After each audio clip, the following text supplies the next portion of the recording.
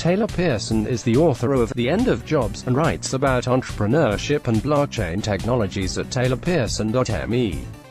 Though crypto networks are often compared to private firms, a better analogy is to compare them to cities. Like a city, a crypto network is a community of loosely affiliated individuals who agree on a set of rules for how they live and work, laws for cities, protocols for crypto networks. Unlike firms, cities and crypto networks are organized from the bottom up rather than the top down. Individual leaders matter more for firms than cities. Who to the CEO of a firm is plays a major role in an investment decision, whereas who to the mayor of a city is plays little role in a person's choice to move there. Many Bitcoin investors cannot name a single core developer, but that plays little role in the investment decision. The growth of firms tends to slow down as they get larger, but the growth of cities tends to speed up even as the population increases because of network effects. The 18 million people already living in New York are a feature, not a bug. The same is true of crypto networks. The larger and more robust the community, the more valuable the crypto network. This analogy is important because the way you architect a successful city and the way you architect a successful firm are very different. If we take the lessons of how to build successful firms and apply them to build crypto networks, it will end in failure. We must study not how successful firms are built, but how successful cities are built, and apply those lessons to crypto networks. Bitcoin is worse is better. In his essay Bitcoin is worse is better, early Bitcoin researcher Gwen argues, Bitcoin's long gestation and early opposition indicates it is an example of the worse is better paradigm, in which an ugly complex design with few attractive theoretical properties compared to purer competitors nevertheless successfully takes over. From a network design perspective, Bitcoin is ugly and inelegant. It's ugly and inelegant because the network's security depends solely on having more brute force computing power than your opponents. It's ugly and inelegant because the hash tree never stops growing. And what's with the arbitrary 21 million Bitcoin limit? Couldn't it have been around a number or a power of 2?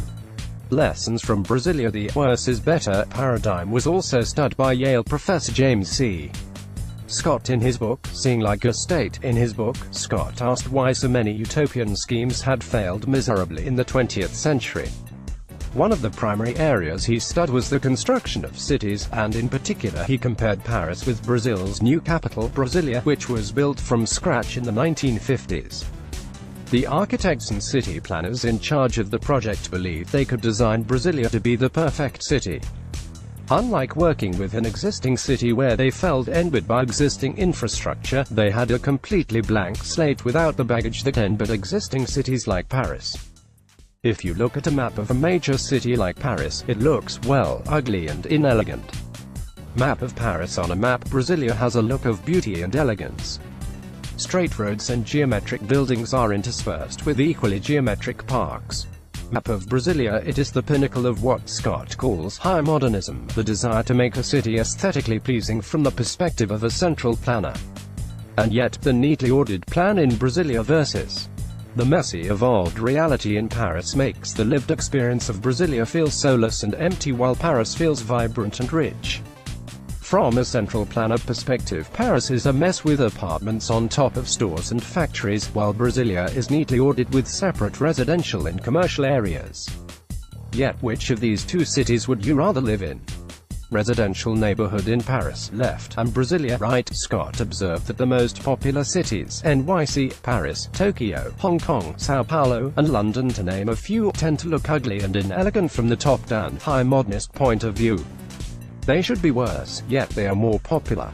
Though Brasilia looks beautiful and elegant on a map, the result, in the words of one resident, is that the city center feels markedly devoid of life in plazas, where the pigeons far outnumber the people. For the planner's perspective, it should be better, yet it's less popular and worse. Similar to the best crypto networks, the best cities where people want to live are compelling from a bottom-up perspective, not a top-down one.